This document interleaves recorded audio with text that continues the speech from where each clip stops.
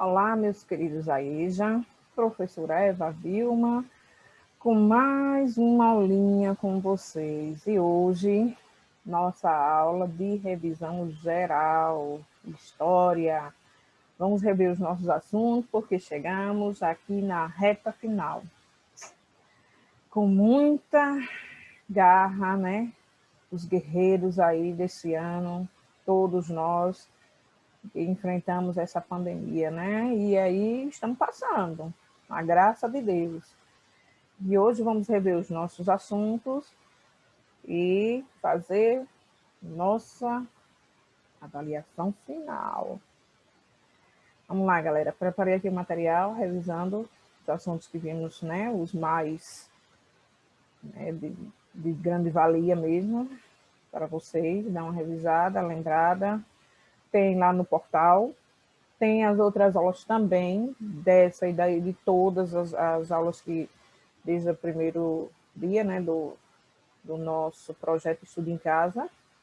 Então, vamos lá, quem tiver interesse de rever, de escutar de novo, são curtinhos vídeos e vocês não estão perdendo nada, só aprendendo mais e mais. Certo, galera? E vamos lá, viajar na nossa história, porque ela é fascinante.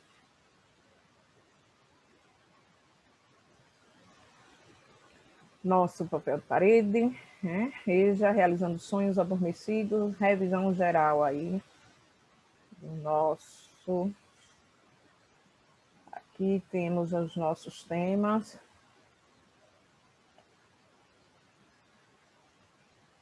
O estudo da história foi o nosso primeiro tema, nosso primeiro assunto. Por que, né, estudar história? Para quê? O que é que vem trazer? Conhecimento de fatos históricos que nunca a gente sabia o que aconteceu. Então, o porquê da história é isso. A gente saber o que foi que aconteceu, os nossos antepassados, os nossos, né, a cultura de que ocorreu, como chegou. Se não fosse a história, o estudo da história, nunca íamos saber quem foi que descobriu o Brasil, quem é que morava aqui antes dele, do português, né, chegar e descobrir. E aí? É por isso que temos que saber quem é os nossos antepassados, nosso avô. Então, é uma história contínua. Então, por que estudar história, né?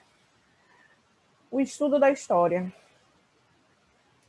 Aqui ao lado, vocês verem aqui uma manifestação em Brasília, diante do Congresso Nacional. Isso daí também já foi uma história, pedindo por direitos, né? Direta já. A imagem ao lado representa um momento histórico para o povo brasileiro. A campanha Direta Já. Centenas de milhares de pessoas foram às ruas para participar das inúmeras manifestações da campanha em todo o país, exigindo a realização de eleições diretas, para que pudéssemos escolher os seus representantes no governo. Isso vocês viram logo no comecinho, né, do nosso capítulo, tem lá no livro de vocês. Isso daqui também é história, faz parte da nossa história. Os nossos filhos, né, quem tem 14, 9, não sabe nada disso e vai descobrindo o quê?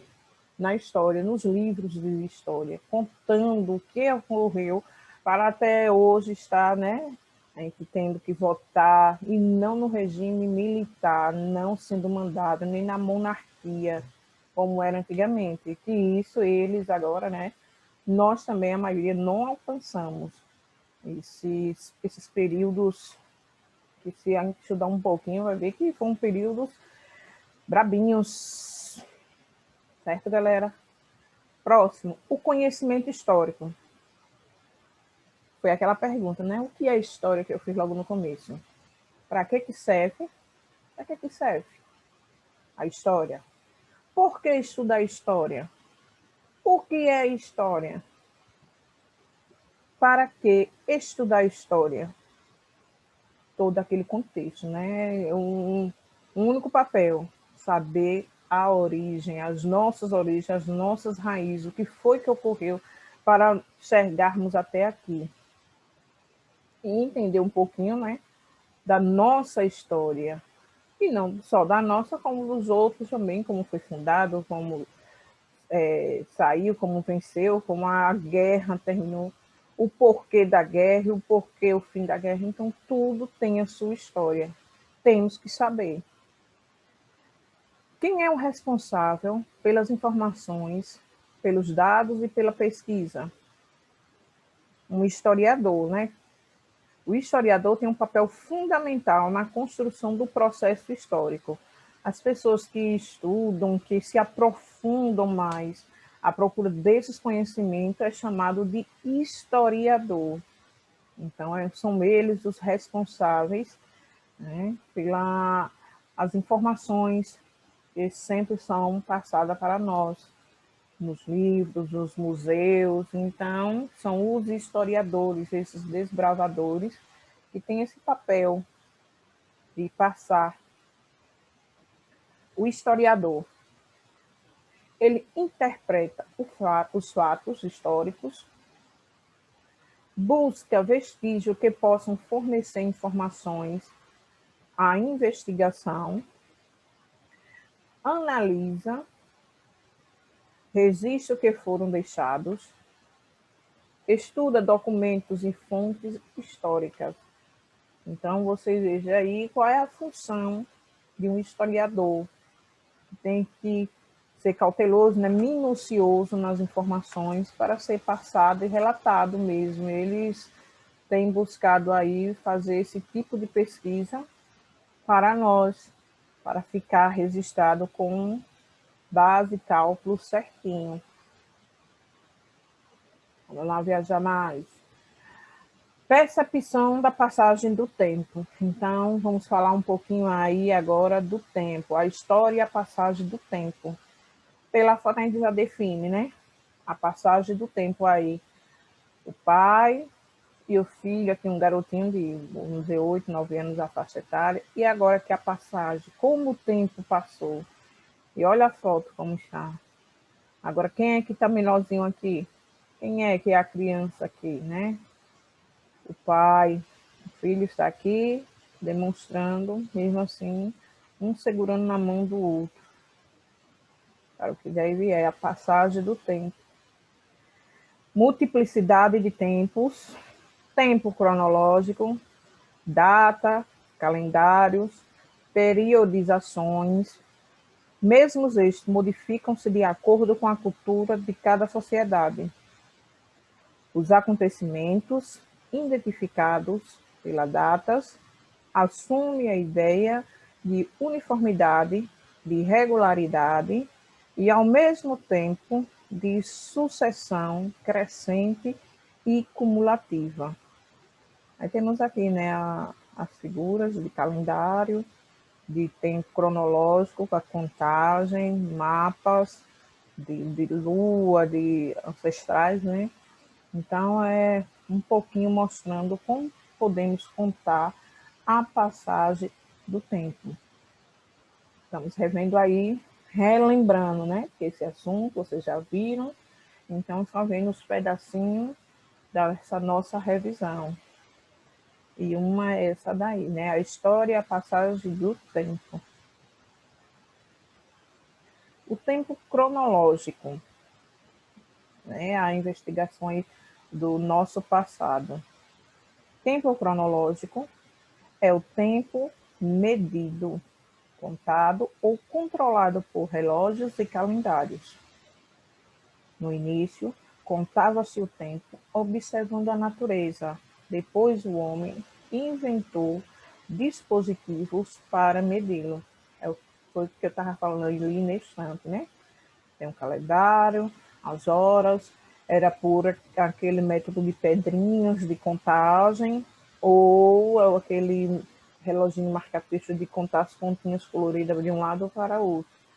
E com o tempo foi se modernizando para fazer esse serviço de contagem. Vamos lá, viajar mais. Tem muita coisa. A alimentação do homem, do paleolítico e do neolítico. Vamos agora aí para a alimentação dos primeiros seres humanos. As diferenças das alimentações do homem paleolítico e do neolítico.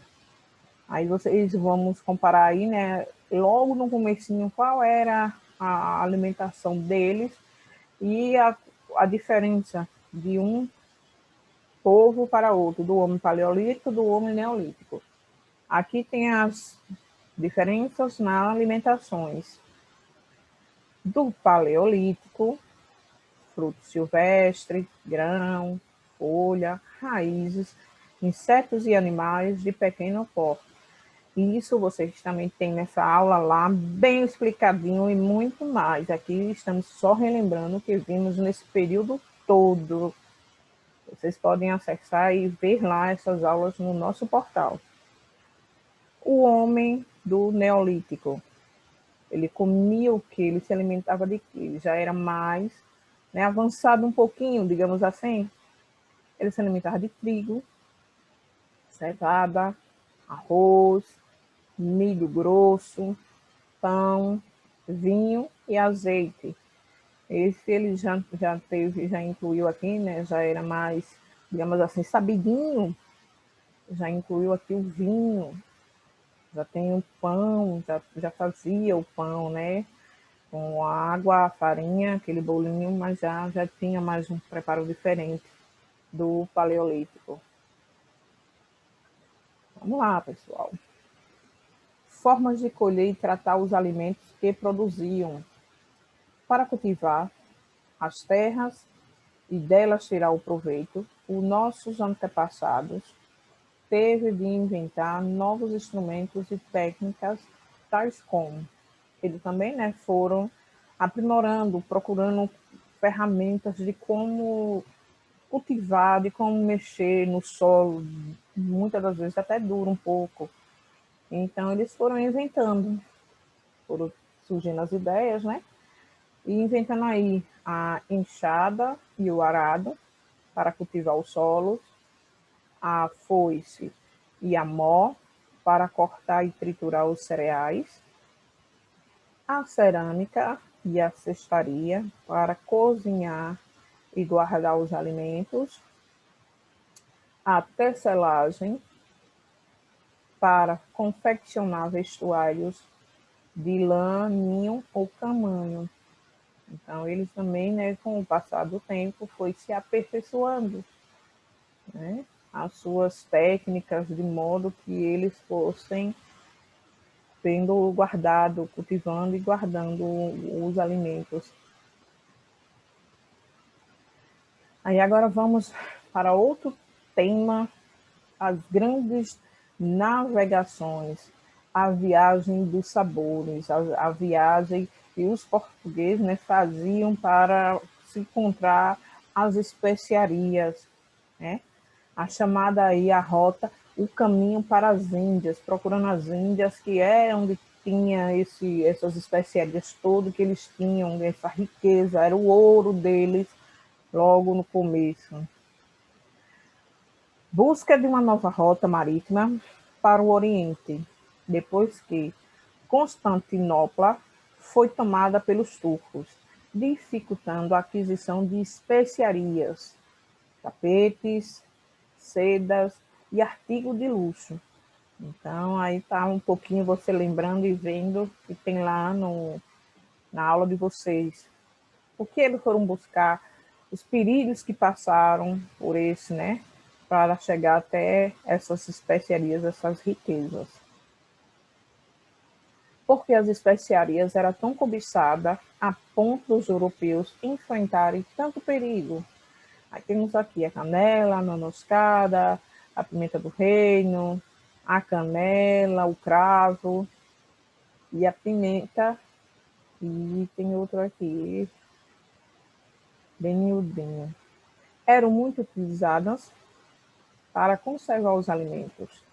Além disso, buscá-las dava muito dinheiro. Portanto, valia a pena enfrentar os perigos, né? O mar violento, e sempre tem aquelas histórias, né, de pescadores que tinha monstros de não sei quantas cabeças que saíam do fundo do mar. Então, todo o perigo que às vezes acontecia e muitas das vezes as embarcações não retornavam por causa dos naufrágios. e se inventava muitas e muitas histórias por causa disso. Perigos imaginários. O que são esses perigos imaginários? O que é que eles falavam? Acreditavam que a Terra era quadrada, outros julgavam que ela era achatada como uma pizza. Falava-se que na altura da linha do Equador as águas ferviam, incendiando os navios. E aqui abaixo, nessa gravura, né, dessa serpente aqui que ataca nesse barco, está dizendo, nessa gravura de 1558, vemos a serpente marinha, um dos monstros que contava-se infestava o Oceano Atlântico. Então aqui é o que eles contavam que existia, né, essa serpente marinha grande que atacava as embarcações. Isso são as lendas imaginárias.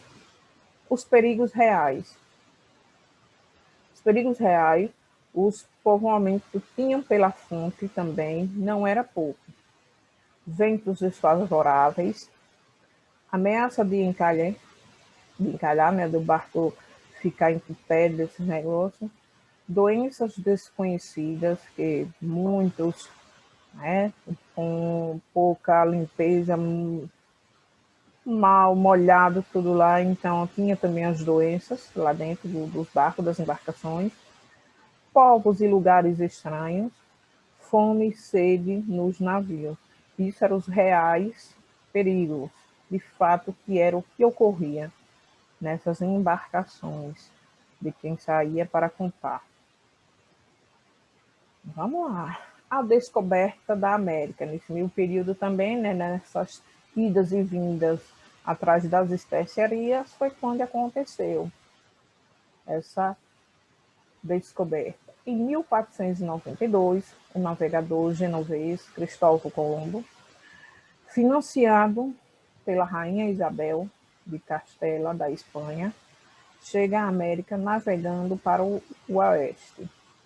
Ele acreditava que a Terra era redonda e que, navegando em linha reta, daria a volta ao mundo e chegaria às Índias. Ao chegar à América, ele deu aos seus habitantes o nome de índios, acreditando ter atingido seu objetivo. Colombo morreu sem saber que tinha encontrado um novo continente. E aqui a foto, né, dele ao lado de Cristóvão Colombo, que foi uma das primeiras navegações que descobriu, né, a descoberta, o encontro ou invasão da América. Mas depois, né, da chegada de Cristóvão nas Bahamas, na América Central, uma pergunta continua no ar. 12 de outubro de 1492 foi o dia da descoberta do encontro ou da invasão da América pelos europeus. E aí, que isso também assim não está confirmado e nem relatado. Não foi. Já disseram outra data que encontraram, mas quando ele chegou lá foi neste período, nesta data. Quando chegou lá, que eu estou dizendo aqui, né? Para a descoberta, achando que ele tinha chegado nas Índias, as invasões aqui com os índios. Pelas fotos aqui, veja como foi a guerra, né? Ao descer dos navios. Africanos no Brasil, povos africanos, a cultura africana. Havia escravidão no Brasil antes dos europeus? Vamos lá ver, relembrar, né? Tem também lá no material de vocês. Pode dar uma olhadinha, quem tem livro, ou então pode buscar lá, pesquisar no portal. As aulas estão lá gravadinhas. E tudo com o tema do manual do livro de vocês. Segundo a professora Leila, sim, existia sim, né, escravidão no Brasil antes dos europeus. Nas sociedades tradicionais africanas, o principal motivo que levava à escravidão era a guerra entre diferentes povos. Os vencedores aprisionavam, vendiam e escravizavam o que perdiam. Então, veja aí que até entre eles, né, existia essa disputa de povos e tribos dos próprios negros. Motivo da escravidão entre as tribos africanas: a fome, trabalhavam em troca de comida, a punição judicial, um criminoso era condenado à escravidão, a penhora humana, a pessoa se oferecia como garantia de um empréstimo. Então, eram as formas de escravidão para eles lá, né? As características da escravidão africana: trabalho exaustivos, trabalhar no exército do governo, trabalhar para seu dono por um tempo de 2 a 4 anos. E aí abaixo, né, vocês veem que as mãos, como eram calejadas, aqui nessa foto, aqui é a professora Leila, e aqui era assim, com essas correntes, parecendo que estavam segurando uma casa, um morão com tanta violência. Quantos eram e onde foram trazidos? De onde eles eram e como foi trazido, de que forma? Segundo David, 12,5 milhões de escravizados deixaram a costa da África entre 1500 e 1867. Dos 12,5 milhões, 4,9 milhões vieram para o Brasil. Os africanos contribuíram para a nossa cultura. De que lugares da África foram trazidos os escravizados? A maioria do sul, do Equador, Poço de Benguela, Luanda, Cambina, outros da costa da Mina, Portos de Lagos, Ajudá e São Jorge da Mina, uma minoria do porto de Moçambique.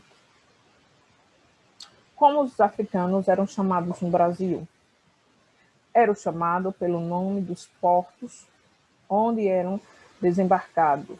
Exemplo, um africano de etnia Bancom era chamado de Cambina, por causa do nome do porto onde ele embarcou. Outro exemplo, africano desembarcado da costa da Mina eram chamados de Mina. A alimentação deles, como eles se alimentavam, né? Era sempre de restos de comida, do que sobrava da casa de seus senhores. Mas também tinha um pouco que eles davam também, que não era lá essas coisas, era feijão, farto de mandioca e rapadura. Pronto, eram os grãos que eles podiam comer, feijão, milho, como tem aí na nossa foto. Uma de cuidar de feijão, uma porção de farinha de mandioca ou milho, rapadura e chá. De vez em quando. Ainda tem dizendo de vez em quando. Se não só a farinha mesmo ou o milho. A alimentação pobre em proteína, que gerava doenças e envelhecimento precoce. Muitos com 35, 40 anos eram descritos como pessoas de 60 anos. E por aí, né, se acabavam bem mais ligeira a fisionomia deles. A culinária afro-brasileira. Vamos falar um pouquinho aí, né, da formação da cozinha afro-brasileira. Quando se formou? A cozinha dos negros se formou no Nordeste brasileiro, mas que teve origem na Recôncavo Baiano, e nessa região do mar, às portas do sertão, foi se formando uma cozinha, a cozinha baiana, também chamada de comida de azeite, uma referência ao azeite de dendê, um dos seus ingredientes básicos, o óleo extraído da polpa do fruto da palmacéia, Eleais guineense. Existe uma vasta bibliografia botânica e histórica sobre essa palmeira de origem africana e suas introdução no Brasil. Nos começos do século XVII, logo se alimentando em todo o nordeste do país. Foi o azeite dessa palmeira, da polpa, não da semente, que está em outros usos e outro nome, que deu a cor e o gosto às comidas afro-brasileiras e definiu, cognitivamente, a participação africana no sistema alimentar brasileiro. A influência. A culinária baiana é a que mais demonstra a influência africana nos seus pratos típicos, como acarajé, caruru, vatapá e a moqueca. Estes pratos são preparados com azeite de dendê, extraídos de uma palmeira africana, trazido do Brasil em tempos coloniais, como vocês já viram aí, né? Para o gosto, a influência dessa frutinha que ele dá. De uma das mais simples comidas, levam muito tempero e são feitas nos terreiros de candomblé para serem oferecidas aos orixás. Na outra maneira, empregada fora dos terreiros, as comidas são preparadas com muito tempero e são mais saborosas, sendo vendida pelas baianas do acarajé e degustada em restaurantes e residências. Então, um pouquinho aí, né, da nossa culinária, de como foi formada a culinária afro-brasileira. Vamos lá. Alguns pratos temos aqui, né, a feijoada, o abará, e tem outros pratos lá, como o cuscuz, a farofa, a cocada, um punzá. Então, são pratos típicos da cultura afro. A feijoada preparada no Brasil é basicamente a mistura de feijão preto, carne de porco, farofa. Começou como um prato português que os escravos negros modificaram. Os donos de escravo davam partes pobres do porco aos escravos e estes misturavam essas partes com feijão e farinha. Então foi como surgiu a história é um pouquinho, né, da feijoada, como surgiu a feijoada, no caso. Tudo que era resto das partes das carnes que os senhores tinham, eles mandavam, né? Era o fato, o bucho, o pé, a orelhinha, o rabinho, então tudo era dado para eles como o resto. E eles conseguiram fazer essa deliciosa, né? Esse delicioso prato, a feijoada que todos gostam de um feijãozinho bem temperado. O abará, a origem do abará. Bolinha de origem afro-brasileira, feito com massa de feijão fradinho, que é o nosso feijão de corda, como a gente chamamos aqui, né? Temperado com pimenta, sal, cebola, azeite de dendê e algumas vezes com camarão seco, inteiro ou moído.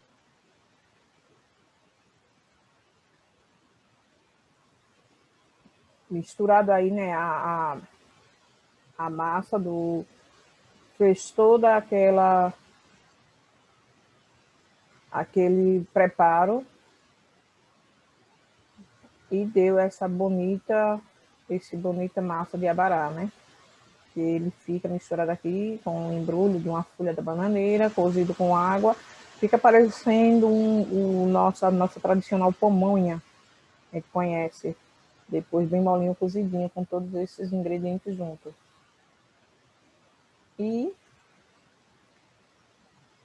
temos aí também agora a fome no mundo, né? O problema da fome do mundo. Se os alimentos existirem, então por que existe a fome? Né? Quais serão aí as causas da fome? Se existem os alimentos, e por que existe essa fome? A fome é um problema que atormenta a vida de muitos, apesar de a humanidade ter atingido o elevado desenvolvimento científico e tecnológico. Ela também conseguiu resolver a fome satisfatória e a triste realidade da fome mundial. Embora nos últimos 50 anos a riqueza do planeta tenha sido multiplicada por 7, elas nunca estiveram tão mal distribuídas, pois 20% da população mundial detém e 82,7% das riquezas, enquanto os 20% mais pobres vivem mergulhados na miséria tentando sobreviver com menos de R$ 2. Se existe alimento, por que existe fome no mundo? E aí, isso aí é uma sociedade pensante. É isso aí o que vivemos. E muitas das vezes estamos fechando os olhos para essas situações. O menino comendo as migalhas do chão, passando fome. Olha esses aqui como estão, as fotos desnutridos, só o couro e o osso. 1, bilhão de pessoas vivem na pobreza. E destas, 630 milhões são extremamente pobres, com a renda bem menor do que devia receber. A triste realidade que continua assolando o mundo. E agora, chegamos ao final da nossa revisão geral, dos nossos assuntos, e minha mensagem para vocês, né? De final de ano. Natal é tempo de esperança e reflexão. Que este clima permita-nos refletir o ano que se encerra, renovando a esperança de novos tempos. Feliz Natal para todos. Continue na luta, estudem, corra atrás, busque o melhor para vocês, mesmo que seja cansativo, mesmo que as pedras doas nos pés, os espinhos. Lute, corra, vão atrás, nunca desista. Certo, galera? É o meu sincero voto para vocês de Feliz Natal. Muito obrigada por me receber, por estarem cultivando, né? Mesmo que seja nessa telinha longe, mas com fé em Deus estaremos, né? Todos de volta aí nas nossas escolas, na graça do bom Deus. Fiquem todos em paz e até a próxima, se Ele nos permitir. Tchau, galera.